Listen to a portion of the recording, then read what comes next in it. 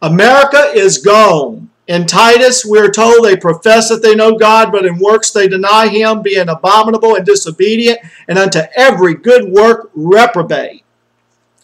As the eyes of true saints are opened up to the revelation of all the truths, all these truths that are taking place in the world today, as we see the house of God, it becomes the house of grief when we attend, and they think upon and consider the demonic deception that is taking place. People across our land are looking to Washington politicians with the expectation that one majority party over another will be able to turn this nation around and get us out of financial debt to other nations and solve the no medical insurance problem for the poor and pull us out of all the Great Depression that has taken homes and lands and vehicles from our citizens and uploading it all back into the bank's possession. But no matter what party holds the majority vote, Republicans or Democrats, the United States is gone and will not be lifted back up. The United States is modern Sodom and Gomorrah and will be burned with fire. And what will continually escalate daily and by the moment against us will be devastating judgments of loss that will be so great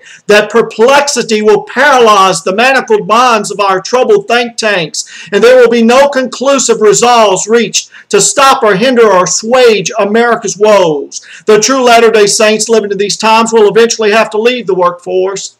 Those who receive not the economic mark to buy and sell, they will have to go live, hidden out in the wilderness walls to enjoy the serenity and peace and protection that God will give His remnant church that has escaped the deception of false doctrine and received the mark. The true saints will be looked upon as radical separatists that are deranged from a balanced faith walk with Christ, and those condemning them as such will be churchgoers, swallowed up in worldliness. If John the Baptist were here today, dressed in his camel hair garment, this three-piece suit worldly crowd that attends mansion cathedrals would never let him in their doors or into their midst. They would judge him as mentally deranged and a vagrant hobo that needs to be hauled off to the nearest jailhouse. Proverbs 14 verse 20 well says, the poor is hated even of his own neighbor, but the rich hath many friends. Jesus in Luke chapter 7 verse 25 and 26 states thus, but what went ye out to see? A man clothed in soft raiment? Behold, they which are gorgeously apparelled and live delicately are in king's courts. Verse 26, but what went ye out to see? A prophet? Yea, I say, and much more than a prophet. Jesus was speaking here of John the Baptist. Jesus said above all those, he said, above all those are born of a woman, none was greater than John the Baptist.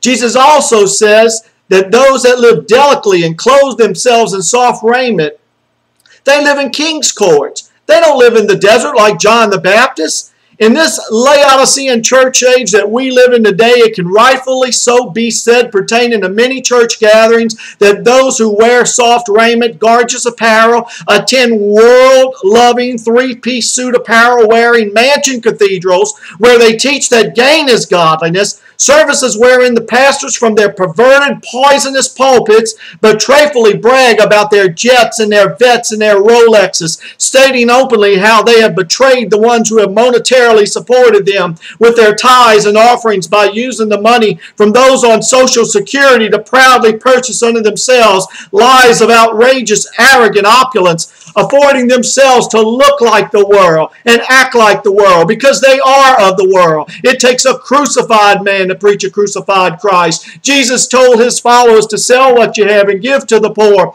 and follow him, and ye shall have treasure in heaven where moth and rust doth not corrupt, and thieves break not in and steal. Preaching and teaching a crucified life with Christ has never been popular and never will be. So up to Christ's return, perilous times shall come. Men shall be lovers of their own selves. Homosexuality and nasty, noxious nations like the USA will not only condone it, but legalize it on every front, when and wherever they get a chance to. The USA will continue to disrespect dignity as they alternatively delight in demon dirt and call good evil and evil good. There's no more the White House in Washington, D.C., rightfully so called. Enlightened minds and understanding hearts now see it as the house of earnest reprobate rot, not the house of reputable righteousness. As schools for the youth in China and other foreign nations prosper their students who become excelled in math and the sciences, preparing them to be engineers, doctors, and chemists and technical, innovative inventors for the future future good of their country, America will continually to see their youth drop out of high school because they can't even get past algebra. And America's youth will long daily for a drug-induced euphoria and a life of party-hardy pleasure, who only consider college as a curse to avoid. And this is what happens when a nasty, noxious nation like the USA kicks God and His 10 Commandments out of their classrooms. They've opened up the doors of hellacious hell to infiltrate our classrooms, to infiltrate with infernal insanity the misguided, manacled minds of our misled students to love darkness and loathe the light of God's commandments. God's perfect laws of liberty being removed from learning minds now begets baneful bondage that cripples the conscience from convictions of its errorful ways of wickedness, because the low-life laws of the USA does not want the minds of their youth to know that there are any absolutes, no laws of God to enlighten their minds as to what is right and what is wrong.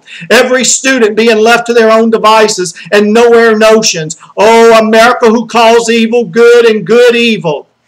You are paying and will continue to pay for all your robust rebellion against God and what His Word warns against. And yet you madly muster your madness against the one who holds your breath and the power of His being to take from you at any given moment. Poverty is going to sweep and grip America, and the poor and needy will continue to look upon the wayward waste of billions of dollars spent on foolishness and vanity by the billionaires in the world who purchase football teams and pay their quarterbacks $30 million or more a year to throw an egg-shaped inflated pouch of pigskin in the air while they themselves are homeless.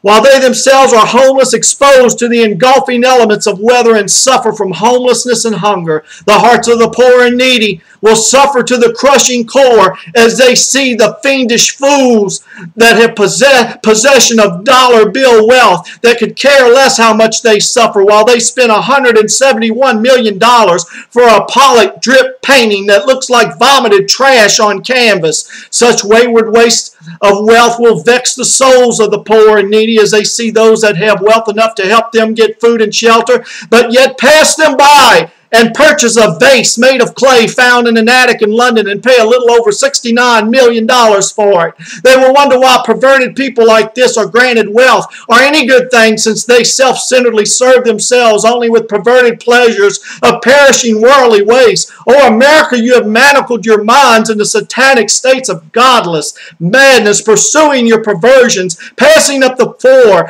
neglecting the needy, horrifying the homeless, as you reprobate rich, waste wealth, serving your own perverted pleasures. Shall not God visit the vile of the earth such as this with stupendous sufferings? He who stoppeth his ears at the cry of the poor, he also shall cry himself and shall not be heard. God is unleashing the furious forces of nature and allowing earthquakes and volcanoes and tsunamis and destructive high force winds to destroy homes.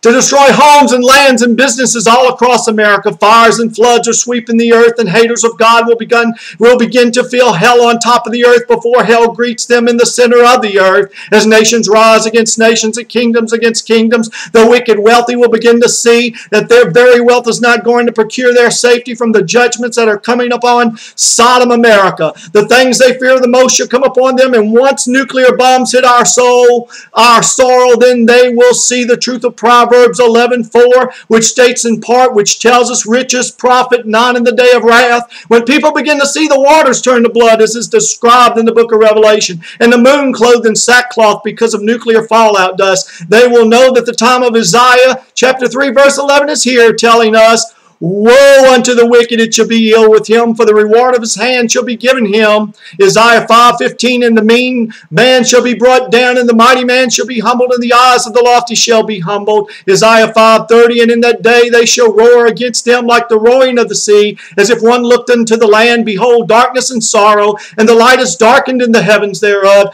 Isaiah 5:24 says, therefore as the fire devoureth the stubble, and the flame consumeth the shaft, so their root shall be as rottenness, and their blossom shall go up as dust, because they have cast away the law of the Lord of hosts and despised the word of the Holy One of Israel.